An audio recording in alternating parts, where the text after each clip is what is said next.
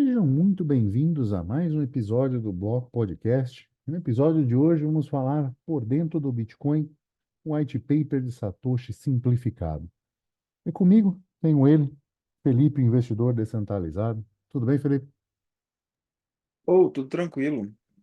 Vamos para uma temática mais, não vou dizer maximalista, né? Mas bem mais raiz, né? Do Bitcoin, que muitas das vezes as pessoas até esquecem de avaliar, né? Nas discussões que são feitas na internet. Ah, sim, né? Até é porque o que funciona hoje tem muita coisa diferente do que foi proposto inicialmente, né? Mas tudo bem, É, você quer, um quer, ponto come, bom é, de você falar. né?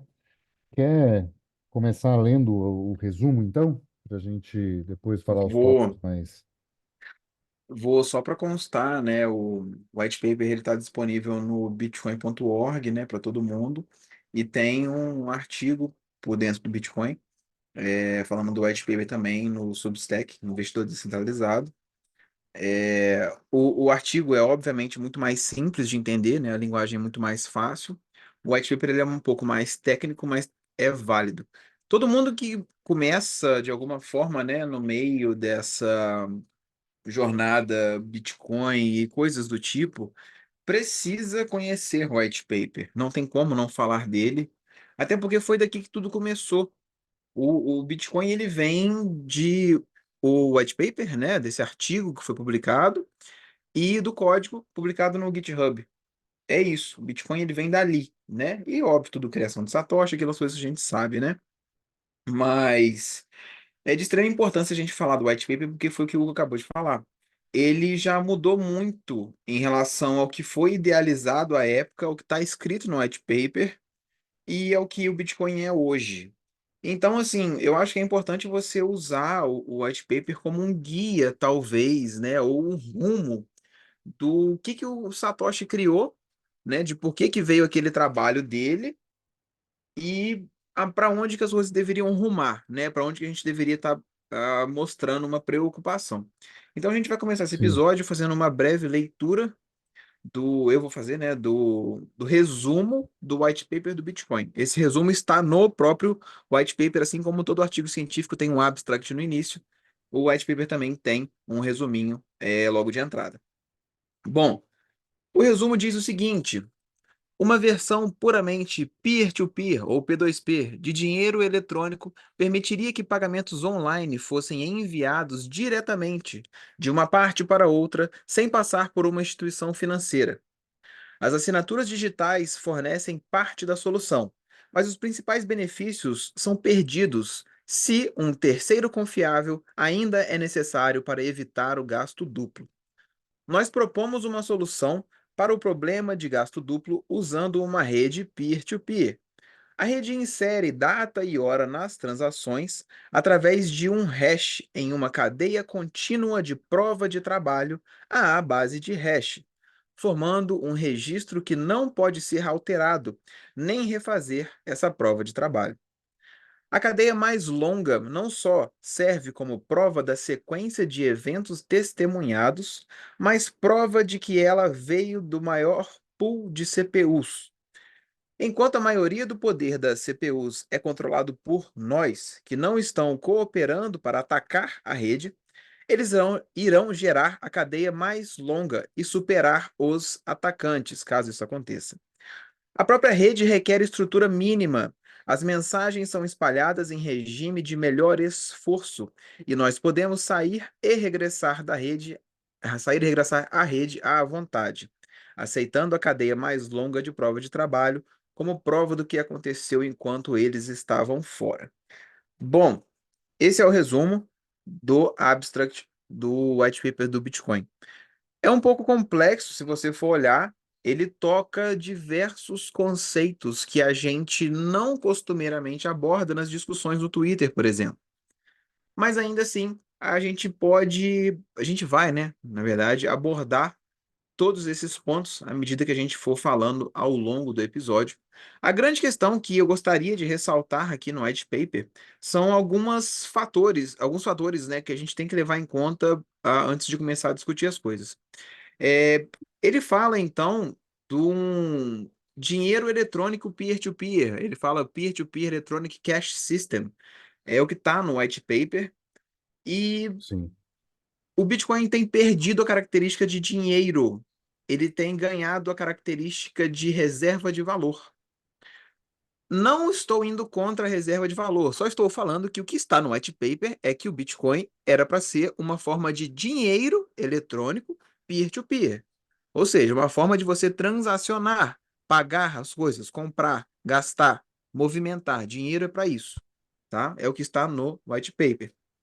E ele fala também, enviados diretamente de uma parte para outra, ou seja, é uma troca voluntária entre pessoas. E aqui ele fala também, sem passar por uma instituição financeira. Ele já começa a trazer a possibilidade de você fazer trocas voluntárias em Bitcoin entre pessoas, sem você precisar mandar esse Bitcoin para uma corretora, por exemplo, que é uma instituição financeira, sem sim. a necessidade de você usar a moeda fiduciária, que é real, que passa por uma instituição financeira. E também, quando ele criou isso aqui, ele não avaliava a possibilidade de que muitas pessoas pegariam o Bitcoin delas e mandariam para uma instituição financeira, por exemplo, a Blockstream, que vai segurar o seu Bitcoin para depois te dar em líquido Bitcoin, tá? É só um detalhe também. É, Isso é interessante, porque tem uma questão conceitual nisso grande, né? Assim, é um dinheiro, e assim, se você ainda lê certas partes da introdução, ele ainda explora essa problemática, dizendo que as transações na internet de baixo custo são um problema, sim, porque depende de um terceiro de confiança e isso inviabiliza pequenas transações. E supostamente o Bitcoin deveria resolver isso, mas não com as taxas atuais de transação, né? Então isso já exatamente. é um outro problema. Também é um problema que surgiu, né, com o tempo, né, mas, enfim, a gente tenta Justamente ainda. nessa capacidade do bloco de registrar transações, né? Isso que não está atendendo a essa demanda e que faz perder essas características, não só que Satoshi colocou no white paper, mas como ele previu como um problema que o Bitcoin solucionaria, né? Que são transações na internet de baixo custo sem terceiro de confiança. Exatamente, né? Então, assim, Satoshi não conseguiria prever isso, né? Esse que é o fato, né? Não, Mas, completamente imprevisível no momento. Ele é, foi ver certas questões disso naquela post de 2010 que você compartilhou, dizendo de certas coisas em, né, maior privacidade, maior assim, até uma capacidade maior de transação, né? sim, exatamente. Então, assim, a gente tem que entender que o que foi idealizado no white paper era de se esperar que algumas coisas mudassem, né? É fato, porque o mundo muda, né? Não tem jeito. Mas assim, a gente tem que talvez tentar, que é o que a gente faz, né? Que a gente arranja briga na internet, tentar alinhar as perspectivas do que está sendo feito, para a gente talvez não divagar muito, né? Para não ficar muito longe do propósito de fato de Satoshi. Entendeu? Senão daqui a pouco, o que que acontece? Daqui a pouco tem outras pessoas, outros devs que são os novos Satoshi, porque eles mudaram o Bitcoin, entendeu? Não só isso, né? Mas se o Bitcoin deixa de ser uma solução para resolver pequenos gastos na internet sem a necessidade de um terceiro de confiança, alguma outra coisa vai resolver isso, então, né? Você está Exatamente, abrindo né? Aí já. espaço, assim, se ele não resolve, o problema continua, né? Então, esse Sim, problema vai ser resolvido com alguma outra coisa, alguma outra solução, né? exatamente. Pode ser a Lightning? Pode, mas aí você já não está falando de terceiro de confiança, né? Sem terceiro de confiança, sem ter que confiar num sistema, sem ter que abrir um canal, sem, né, abrir mão de uma série de seguranças. Então, Pode ser a Liquid, pode, mas aí você não está abrindo mão de muita segurança, que você está colocando num ente centralizado, né? Então, é, assim, no momento o Bitcoin não está resolvendo isso, está sendo uma excelente reserva de valor, algo que não é dito em nenhum momento no white paper, né? É, Não se fala em um momento, tipo, vai ser usado, né? Vai ser usado como reserva de valor. Outra coisa que não se fala em nenhum momento é exchange. Outra coisa que você falou é CPU, né? Você não disse ASICs e poder de processamento concentrado em enormes nossa, é galpões, verdade. né? Você disse CPU, ou seja, é mais ou menos como se fosse um pequeno voto descentralizado, né? CPU seriam isso, né? São É, na votos época era descentralizados. isso, né? A ideia era isso, né? Não está dizendo pools de mineração para validar e somar trabalho computacional, não está dizendo nada disso. Então, Não. não muda o cerne da questão, mas são coisas diferentes que apareceram depois do white paper e mudam a maneira com que certas coisas são feitas, né?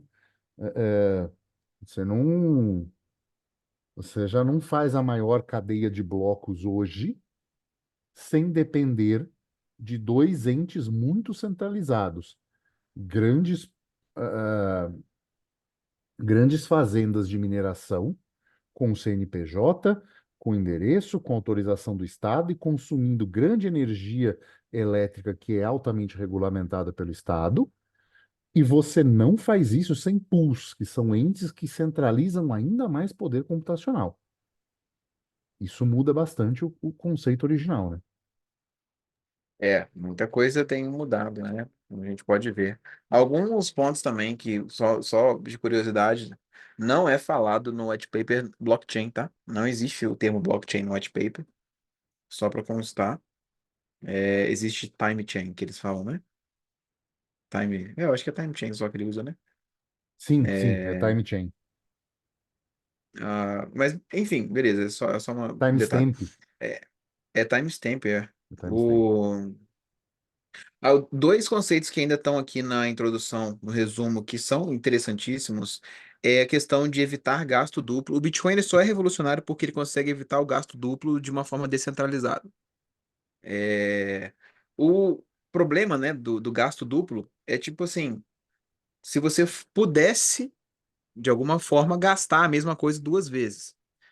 Por que Sim, que isso é difícil de resolver num sistema descentralizado igual o Bitcoin? Porque se eu tenho uma carteira aqui, você tem aí a mesma carteira. Eu chego aqui na lojinha e pago R$ 10. Você foi em algum outro lugar, não cortar cabelo, e pagou 50. Só que só tinha um saldo de R$ 50. Como que eu consigo saber qual que tinha sido gasto primeiro? Como que eu consigo atualizar essa carteira sem passar por um ente centralizado? Isso é muito difícil, né? É fácil na nossa cabeça porque você está pensando no banco. É fácil na sua cabeça porque correto. você sabe, na sua conta tem isso, tem aquilo, mas e se não tivesse conexão com a internet? Como é que você ia fazer esse Pix aí? E qual loja ia receber primeiro? Entendeu? Então, assim, esse problema, que no caso, se você conseguisse pagar tanto a padaria quanto o cabeleireiro, nesse caso, você ia gerar um gasto duplo, você ia ter gastado mais dinheiro do que você de fato tinha. E Sim. esse problema foi solucionado pelo Bitcoin, né, que é a grande revolução dele. E ele relata aqui no resumo também. Depois ele fala um pouco mais, ele começa a falar mais de hashes, né? Que já é um conceito um pouco mais complicado, tem a ver mais com criptografia.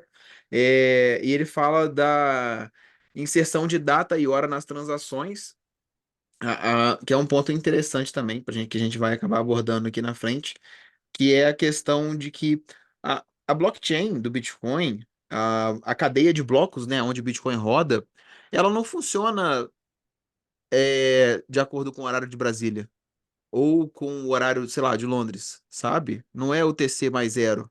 Uhum. Não existe isso. O que você tem na blockchain é uma contagem de tempo dela, que processa isso através de blocos. Por isso que o halving, ele não acontece a cada 4 anos, ele acontece a cada 210 mil blocos, Exato. que é O ajuste, aproximadamente 4 anos. sim, o ajuste de dificuldade são a cada 2016 blocos, que dá aproximadamente 2 semanas. Mas também Entendeu? não é nada, é o próprio tempo, né? O tempo medido em bloco. Exatamente, é um novo tempo, que é o tempo da blockchain, o qual é medido em blocos, né? Então, assim, são alguns conceitos diferentes que ele traz e que são um pouco mais difíceis até, eu diria, porque vai exigir que você entenda um pouco de criptografia ou abra um pouco, né, a mente para essas situações. Porque Satoshi traz isso lá atrás. E por isso que a gente fala que é de extrema importância você ler o white paper do Bitcoin, por mais que você não entenda todos os aspectos, é importante ler, entender, ver o que que tem nele, ver como é que ele é dividido. São algumas coisas básicas que começam a facilitar o entendimento para você do Bitcoin, principalmente você, o cara, né, que hoje se intitula, né, maximalista, ele precisa ter esse conhecimento. Se você é maximalista, se você se considera maximalista, e o cara, se você conhece algum maximalista que não leu o white paper, ele não é maximalista. Já começa por aí. Mas enfim, não quero falar dos outros. Tem, tem Vamos uma, falar de. tem um conceito interessante que você falou na introdução também, que é sobre o trabalho, né? A maior cadeia de blocos, né? Ah, sim, Tem sim, um sim. maior trabalho e, consequentemente, num sistema onde ninguém está jogando contra, e aí isso é a teoria dos jogos, que a gente falou no episódio passado do John Nash, né? Da teoria de John Nash ser o Satoshi. Correto. É, isso é uma coisa interessante, porque esta cadeia maior de blocos ser a correta ou tender a ser a correta, por ter o maior trabalho envolvido, é o que faz aquela máxima das pessoas falarem: espera 6 confirmações para validar para dizer que a sua transação está válida. Por quê? Porque a chance da cadeia sofrer uma bifurcação depois de 6 confirmações é muito pequena. E aí você ter uma ramificação, porque isso é relativamente comum de acontecer. Pode acontecer da mesma do bloco ser achado válido num lugar e válido no outro, e você ter dois blocos válidos ao mesmo tempo. Aí a sequência desse bloco, o bloco que for achado na sequência, é que vai definir para onde essa cadeia de blocos vai levar, né? E é por isso que às vezes uma transação é validada, mas depois ela não é validada por algum motivo, não é confirmada por algum motivo, porque a rede sofreu esse split, né? E o próprio white paper diz que a maior cadeia de blocos válida tende a ser a correta porque tem o maior trabalho envolvido nela. E também ele traz essa questão da prova de trabalho, né? Que é o que a gente sempre fala do proof of work, né? Proof of work e tal.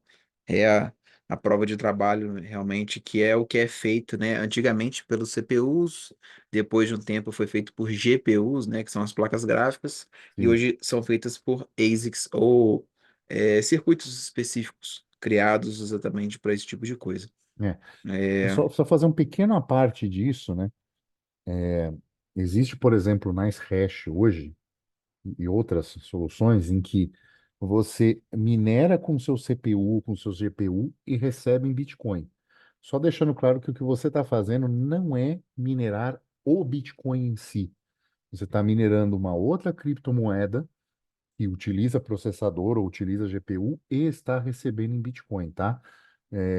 Não é economicamente viável você minerar na rede do Bitcoin. É possível, você pode pegar um computador, pode pegar um Nerdminer, pode colocar para minerar na rede do Bitcoin, mas é economicamente inviável que você consiga ganhar alguma coisa, mesmo em pools, porque o seu hash rate, né, o seu poder de processamento é muito baixo e não vai te dar rentabilidade nenhuma. Então, só deixando esse pequeno parênteses que pode confundir as pessoas que estão vendo mineração e falar, mas eu vi que tem um lugar que paga em Bitcoin, você minera CPU, né? Ah, não, não, não. Já se foi a época onde isso acontecia. Os ASICs surgiram, acho que se eu não me engano, em 2013, acho. Foi a Avalon. E, cara, no ano seguinte já não era mais minerado, porque aí quando surge o ASIC de uma criptomoeda, né? é, Surgiu recentemente da Caspa. Aconteceu exatamente isso com a Caspa. Era minerado por GPU, apareceu ASIC, cara, em menos de 6 meses. Deixou de ser Hum. lucrativo, né? Então, assim, o Bitcoin pode ter demorado um pouco mais, mas assim, diria que em 2014 já não tinha mais como minerar por GPU, já não era mais viável. Infelizmente. Assim, eu digo infelizmente porque assim tem vieses, né? Já abordamos isso em outras aulas, em aulas, em outros episódios, quer dizer, né? Mas tem os poréns, né? Tem os vieses e tal. Eu acho que poder minerar por CPU era muito bom, mas também o ASIC tem o espaço dele, né? Enfim. Não, é, a priori não é ruim. É, tem seus prós e contras, né? Acho que os contras principais são justamente essa centralização de poder computacional, dependência de pools, né? Enfim, é, não aconteceu nada ainda, mas pode acontecer. É, enfim. Bom, continuando o nosso roteiro, que por sinal é o artigo do Substack, recomendo a todos que leiam com mais calma. A primeira parte fala do problema dos pagamentos eletrônicos, que é, querendo ou não, um endereçamento ao gasto duplo, né? O que a gente já meio que explicou porque estava lá na introdução, e é o que de fato, né, faz uma das grandes, mostra, né, a grande revolução do Bitcoin. Eu trago aqui também, só para situar melhor você, o capítulo 2 do White Paper do Bitcoin. Ele é dividido em vários capítulos, né? Sendo um a introdução. A gente leu antes o resumo, só para constar. Depois a gente entra na parte das transações e aí ele explica de alguma forma como que funcionam as transações do Bitcoin. De forma bem simplificada, a transação do Bitcoin, na verdade, sim, o fechamento dos blocos do Bitcoin, depois que ele é fechado com várias transações dentro dele, ele emite um númerozinho, tipo um recibo. O próximo bloco, ele vai ter o númerozinho desse bloco anterior. E assim, em sequência. De forma que você crie com esses numerozinhos que são gerados a cada bloco, uma garantia de que o bloco que está vindo à frente referencia o bloco de trás. Então você não consegue mudar a sequência da cadeia de blocos. E se cada bloco tem várias transações, você não consegue mudar a ordem das transações. Você não consegue mudar quem aconteceu antes ou depois. E isso resolve o problema que a gente estava falando do gasto duplo. Lá, quando você foi pagar ou o barbeiro ou a padaria, quem recebeu primeiro? Todo mundo vai querer receber o dinheiro primeiro. Sim. Só que só um pode receber, porque senão você vai gastar mais que você tinha de saldo na carteira. Então, a blockchain, essa transação, como ela vai sendo fechada, sempre dependente de um recibozinho que é gerado, assim, digamos, né, ao fechamento de cada bloco, e impede com que você reorganize esses blocos, né? É só um pequeno E não, detalhe. não só isso no momento que está acontecendo, como um ataque tentando voltar ao passado, né? Então, assim, eu vou apagar aquela transação de 10 anos atrás. E se você conseguisse, por algum motivo, apagar essa transação, ela ia gerar uma senha diferente para aquele bloco e você teria que alterar todos os blocos a partir dali, transformando algo completamente inviável, né? É impossível fazer isso, ainda mais. Isso é impossível fazer hoje. Ainda mais com um poder computacional tão grande dedicado a achar novos blocos. Então, assim, o tempo que seria gastar alterando cada bloco de uma dessa blockchain nova você não conseguiria, os blocos continuariam sendo minerados em cima e você não jamais conseguiria alcançar o fim da fila, entendeu? Para dizer, não, olha, agora é esse bloco aqui, é esse template de bloco que vale. Não, você não consegue chegar lá, entendeu? É, exatamente, bem colocado. É porque, Bom, assim, ah, não só o gasto duplo presente é um problema, né?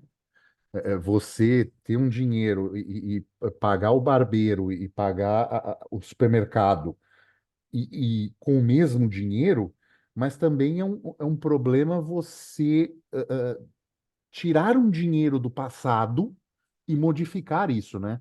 Então, essa estrutura de bloco, que um bloco depende da informação de outro, é uma maneira de selar, de realmente fazer como as analogias que colocam uma corrente, é de selar essa corrente e criar um elo que não tem como um combinar com um diferente daquele bloco. Então, você teria que trocar todos os blocos a partir da frente. Então, é um ponto interessante também de se dizer, acho que na verdade, acho que é muito pouco dito isso, mas é interessante também pensar nessa preocupação não só com o bloco presente no gasto duplo, mas como nos passados também para evitar que aquele dinheiro que foi para algum lugar seja desviado de alguma forma, ou seja, anulado e usado novamente. com certeza. Um outro detalhe também que é interessante a gente abordar é que é, de alguma forma, falado no white paper, mas que talvez não fique tão claro, né? A ideia é de que, tipo assim, o Bitcoin você cria, né, uma carteira para ele. Na verdade, você não cria, né? Você só gera as chaves, né, numa forma que seja segura para você, né? Gera as chaves e você passa a ter acesso a uma carteira. A gente fala nesse formato porque é mais fácil de entender, porque se fosse para te explicar tudo que existe por trás da carteira de Bitcoin, aí é complicar, era só uma hora só disso, né? Mas você tem as chaves e as chaves dão acesso a você a uma carteira e tipo assim, você nessa carteira você gere os fundos que você tem, o dinheiro que você tem em Bitcoin, tá? Essa carteira, ela é, a não ser que você entregue, né, obviamente, as chaves, ela é realmente inacessível, ninguém de fora vai conseguir ter acesso a ela. Hackear é impossível, até hoje ninguém fez, são 15 anos praticamente de Bitcoin, ninguém conseguiu fazer, e se alguém fizer, realmente ele quebra, mas não vai Com conseguir fazer. excelentes honeypots, que são as carteiras não movimentadas de Satoshi, né? Então, assim, tem grandes incentivos, inclusive, recentemente uma pessoa botou 26 bitcoins na carteira do bloco Gênesis. Então, Eu vi supostamente isso. seria a carteira de Satoshi, que ele teria acesso, ele não pode movimentar os 50 bitcoins originais, porque no bloco Gênesis você não pode movimentar, mas os bitcoins que foram recebidos dessa carteira pode. Então, tem Bitcoin lá dentro, ou seja, é um potezinho de mel ali para quem quiser fazer um ataque e tentar achar esta senha que dá acesso a esses Bitcoins por brute force, né? Que é bizarramente impossível fazer isso. É, não, cara, todo mundo já tentou e não tá dando. É difícil hackear esse negócio. É claro que tem gente que quer, é óbvio que tem pessoas que queiram hackear, porque o cara, quem conseguir, fica rico, né? Mas enfim.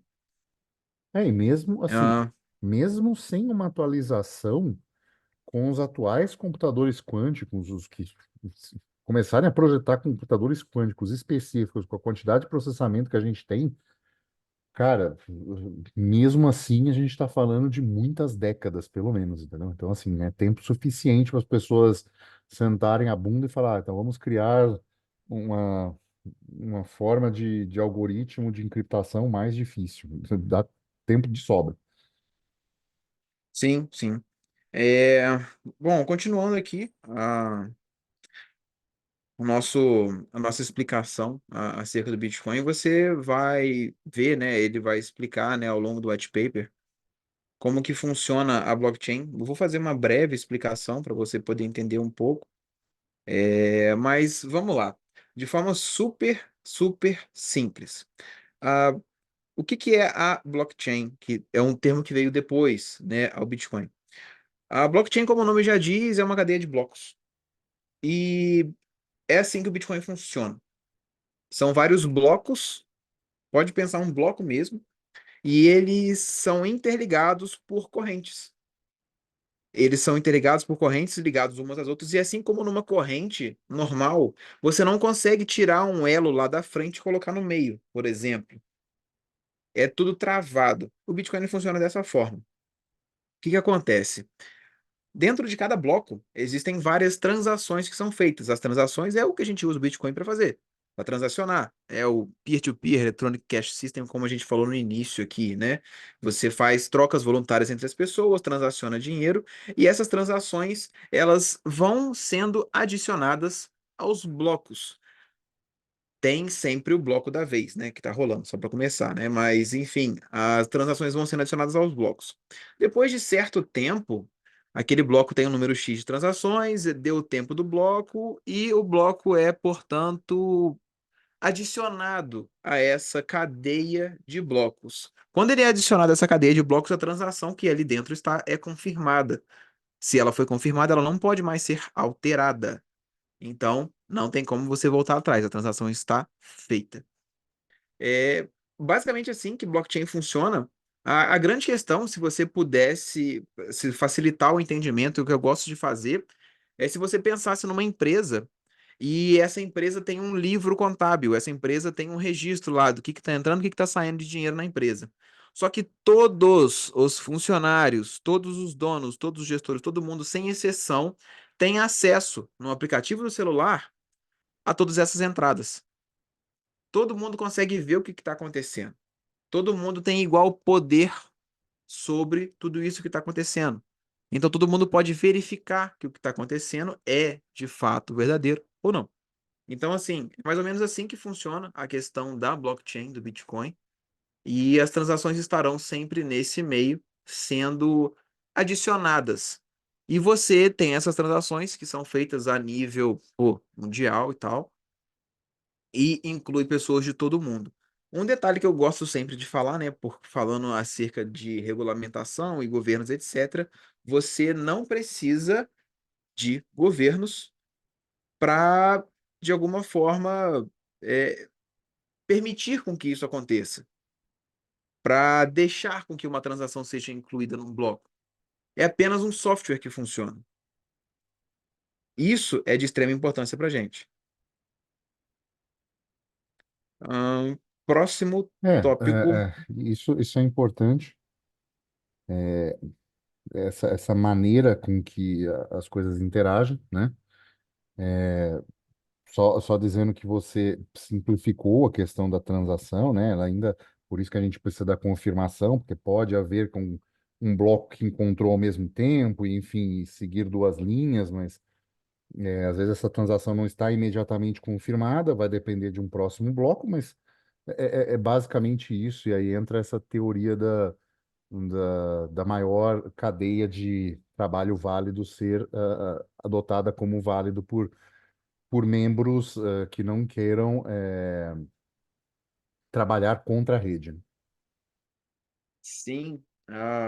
Não, aproveita o gancho aí, pô, fala um pouco de mineração pra gente, que é o próximo ponto que. No white paper, né, ele tem o capítulo 4 do white paper, né, onde ele fala de proof of work, né, a prova de trabalho, né, que é o que a gente falou também no resumo, mas de alguma forma todo mundo sabe que o Bitcoin usa um mecanismo de consenso chamado prova de trabalho, Sim, aonde, pô, quem faz mais trabalho, obviamente, recebe mais retorno, né, e ele é mantido, né? Ele é garantido através dessa prova de trabalho. Se você quiser fazer um coisa aí sobre mineração, sim. basicão, só para o pessoal entender. O Felipe falou mais ou menos como é fechado o bloco, né? Então tem aquela informação do bloco anterior. Por isso que teve o bloco Gênese não minerado, porque precisava dessa informação, precisava ser gerada essa informação. A partir disso, com essa informação, você tem o bloco é formado com essa informação do bloco anterior, com os hashes, ou seja, com as encriptações das transações todas, e por um número. Esse número é chamado nonce, é número que se usa uma vez só em inglês, a sigla. Este número é o que fecha o bloco. A mineração procura este número. Este número ele tem uma dificuldade que é ajustada a cada 2016 blocos, mais ou menos 2 semanas, para que o tempo entre um bloco e que seja achado esse nonce e um outro nonce fique aproximadamente por 10 minutos. Esse número, ele utiliza um algoritmo SHA-256 e os processadores que estão nessa rede ficam tentando aleatoriamente achar esse número. É por isso que os 10 minutos não são certinhos, porque aleatoriamente pode-se achar um mais rápido ou um mais devagar. Mas a dificuldade faz com que a média fique em 10 minutos. Então, o processo de mineração é procurar esse nonce. Quando encontra-se esse nonce, fecha-se todos os elementos do bloco, os nodes hoje validam, antigamente era o mesmo programa, validava isso, porque você minerava do seu processador, era um programa só, mas hoje é diferente. Então, hoje você tem um node que verifica e o node minerador. Esse node minerador encontrou, ele propaga para os nodes que verificam, olha e fala assim: sim, esse nonce é um nonce válido para esse bloco, fecha esse bloco, propago essa informação adiante para ah, outros nodes, para todo mundo ficar sabendo: olha, foi encontrado. Foi encontrado, ele tem de novo aquela informaçãozinha para compor o próximo bloco, que é copiado pelos, pelos mineradores, pelas pools, e cria um template do próximo bloco. Aí começa a introduzir as taxas, os hashes de transação, todas as transações que cabem ali, e isso fica aguardando o próximo nonce. Fui claro? Tentei ser o mais. A cara, para mim foi. Eu vou. Deixemos esse momento aberto para você que ouviu É, a é, comentar abaixo. O Hugo foi claro na explicação? veja, tentei ser o mais claro possível. Então, o processo de mineração é basicamente tentar achar um número que feche esse bloco e deixe esse bloco válido para ser propagado pela rede, e com isso valida as transações que estão nele e as transações passadas, né? Todas, Sim, sim, sim. né? Esse detalhe também voltando à minha explicação, garante com que você não consiga retirar um bloco do meio. Você não consegue tirar uma transação só. Não tem como você fazer isso. Porque Exatamente. senão gera, né, gera outro hash e tal, etc. É um pouco mais Exatamente. complexo. Ele Mas não tem gera como ser feito. ele geraria, né? Assim, se você tira, por exemplo, você volta 100 mil blocos, vai lá e tira uma transação, o que que aconteceria? O nonce teria que ser diferente, esse número da mineração, e a informação do bloco, para ser usado no bloco seguinte, fica diferente. Então aí você teria que mudar tudo a partir daí, bloco por bloco. Ou seja, impossível, né? Humanamente impossível. Exatamente. Uma energia muito maior do que você simplesmente, computacional, do que você simplesmente procurar adicionar mais blocos na rede. Então é isso que a teoria dos jogos de participantes não cooperativos faz. Então, assim, você não precisa cooperar necessariamente, você não precisa. Você pode estar disputando coisas, mas assim, é inviável você fazer um ataque nesse sentido. É mais fácil você concordar com o que está ali e seguir procurando e achando próximos blocos. Exatamente. Vamos continuar um pouco mais para frente. Vou falar agora sobre a descentralização, né? Segurança e descentralização. A gente tem, então, quando você lê o white paper do Bitcoin, você vê que nada mais é do que um software, né? É um programa de computador. E aí, nesse programa de computador, o que você tem é, tipo assim, uma coisa que você pode baixar, né, de qualquer lugar, assim como, sei lá, você entra num site e baixa uma coisa na internet, sabe? É a mesma coisa. E além de você poder ter acesso a ele dessa facilidade toda, você pode contribuir com ele com toda essa facilidade. Hoje é um pouco mais difícil do que antes, quando ele foi criado, mas, né, a ideia, né, ao ser concebido, é o que está no white paper, era exatamente essa. Então, o que que acontece? Para você poder participar da rede do Bitcoin, você poderia rodar um node, o node é como se fosse um juiz da rede, né? É o vigia. E você pode também minerar, que são as duas funções essenciais para manter o Bitcoin funcionando. E antigamente, né, era muito mais fácil ainda, porque o node era pequeno em termos de espaço e a mineração ela poderia ser feita com qualquer computador. Então, né, com o tempo isso foi mudando, é claro, foi exigindo um pouco mais, nada mais justo, claro, mas essa mudança veio, né, ocorrendo dessa forma. O que que acontece? A possibilidade de você contribuir para uma rede, no caso do rede do Bitcoin, nesse formato, que é o que você simplesmente da sua casa, oi, quero contribuir e contribuir, permitiu com que ele fosse ficando cada vez mais descentralizado. Como a gente já cansou de falar aqui, a descentralização ela é um espectro, ela não é uma coisa estática. O Bitcoin não nasceu descentralizado, muito pelo contrário, ele era mais centralizado do que o JP Morgan, para começar. Mas, à medida que ele foi crescendo, você vai abrindo uma possibilidade para que qualquer pessoa que quisesse contribuísse para a rede.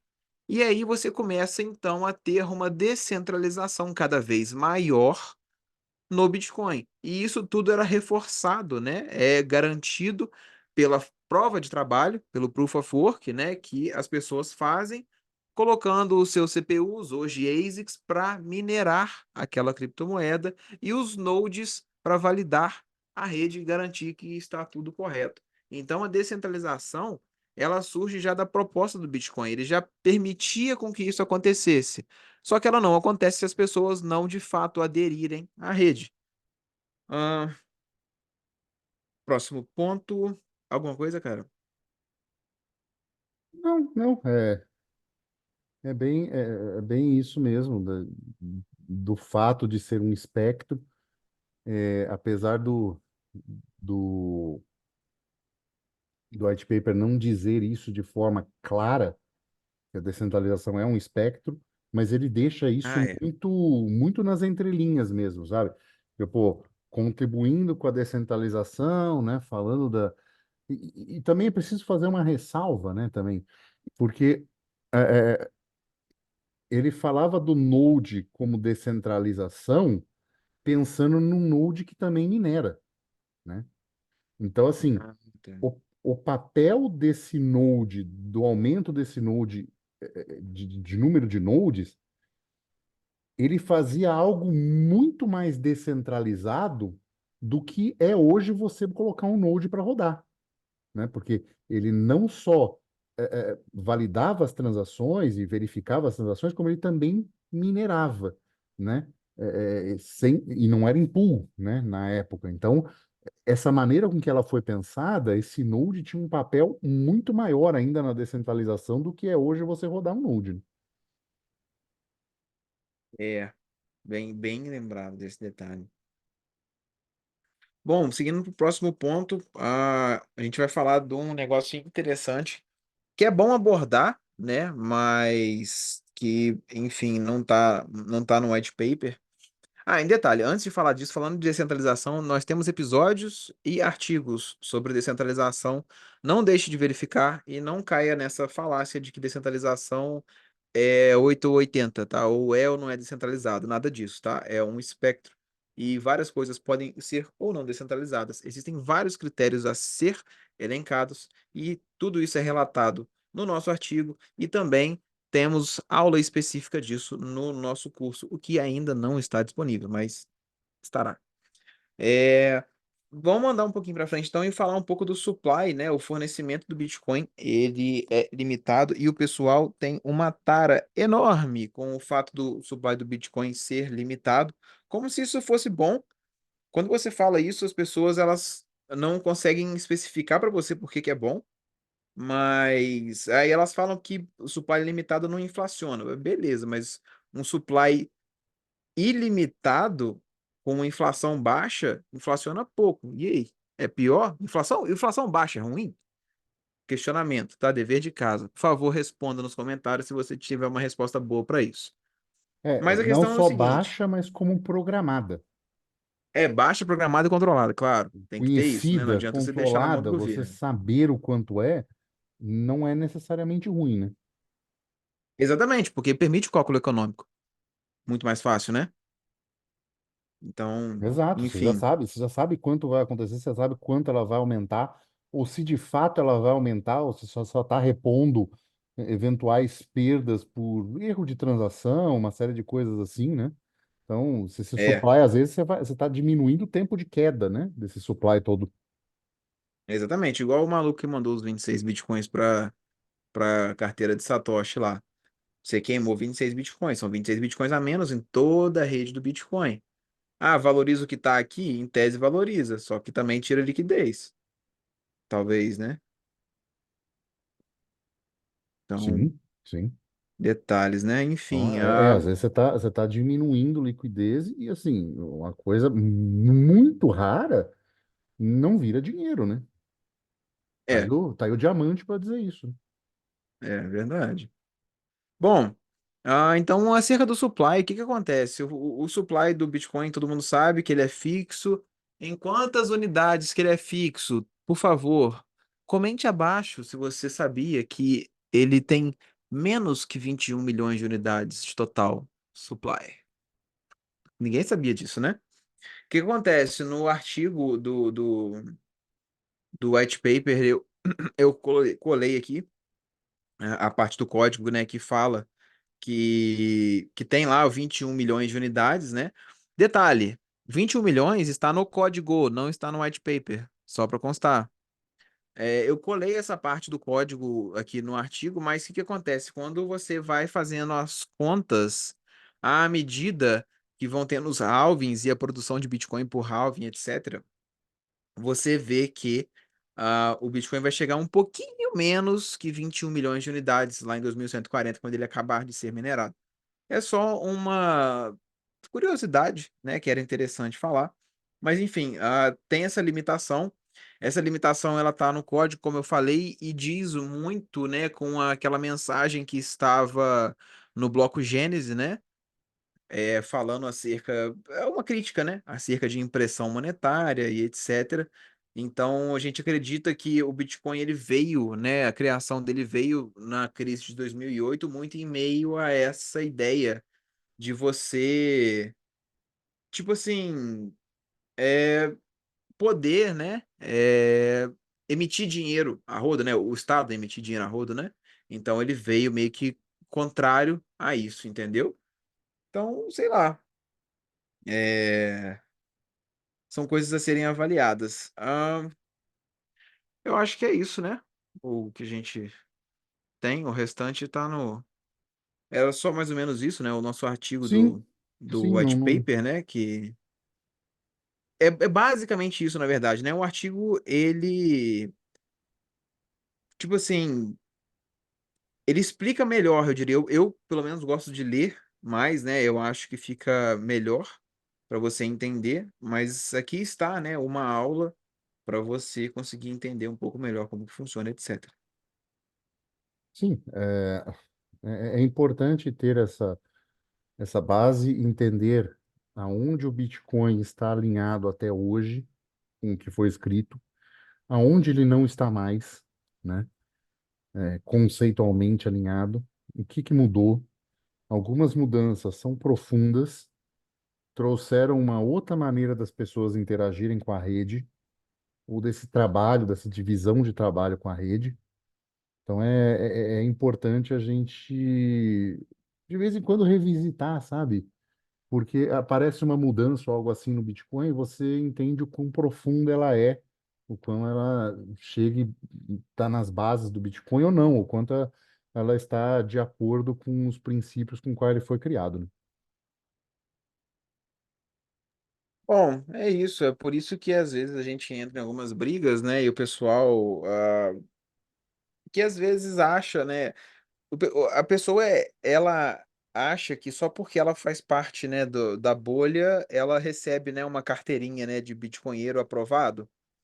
E aí ela sabe tudo, né? E, e acha que todo mundo é ignorante, né? De volta. E não é tão assim, né?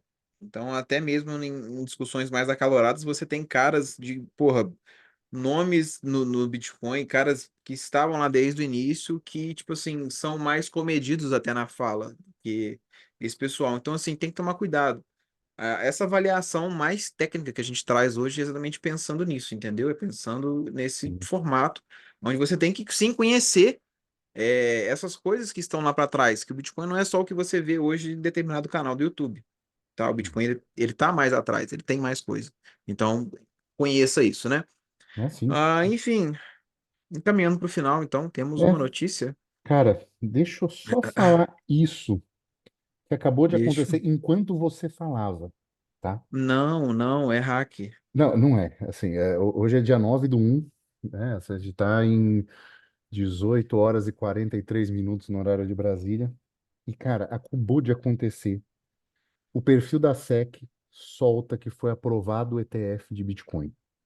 Foi hackeado, neném, me ouve. Passado alguns minutos, vem o Gary Gensler dizendo que a conta foi comprometida. Cara, tem um comentário embaixo sensacional de um cara falando assim: como vocês supostamente existem para proteger investidores e não conseguem nem proteger uma conta do Twitter? Uau, uau. Eu achei que você ia falar que foi aprovado. Eu acabei de receber. O nego tá me chamando no Twitter. Ou o Foi Twitter da SEC foi aprovado, hackeado. O que que parece. eu faço?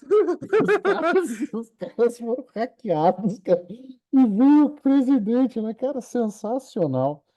Sensacional. E eu acho que eu vou ter o perfil salvo porque aqui, ó.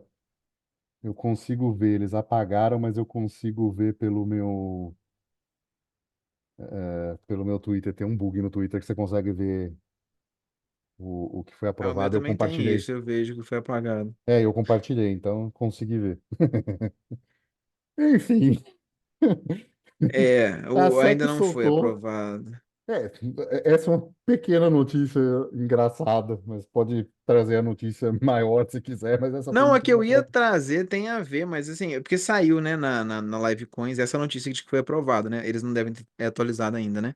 Mas a que eu ia falar é aquele também do Gary Gensler falando alerta sobre criptomoedas e ex-presidente diz que a aprovação é inevitável, né? É o mais, é o melhor que a gente tem nesse momento, né? Uhum. Mas ainda não teve aprovação nesse momento que a gente grava, né? Então, só para constar. Sim, teve Mas, há 32 minutos atrás, eles soltaram a página do SEC, e aí foi. O Gary Gensler, alguns minutos depois, disse que é, foi hackeado, né? A conta foi comprometida. Alguns estagiários vão perder emprego. não, aí sim, ó, hackeia o Twitter da SEC, mas não hackeia o Bitcoin, tá Pois vendo? é, pois é, pois é. Então, assim, a SEC Enfim, supostamente era para proteger investidores, não protege nem a própria mídia social. E é isso.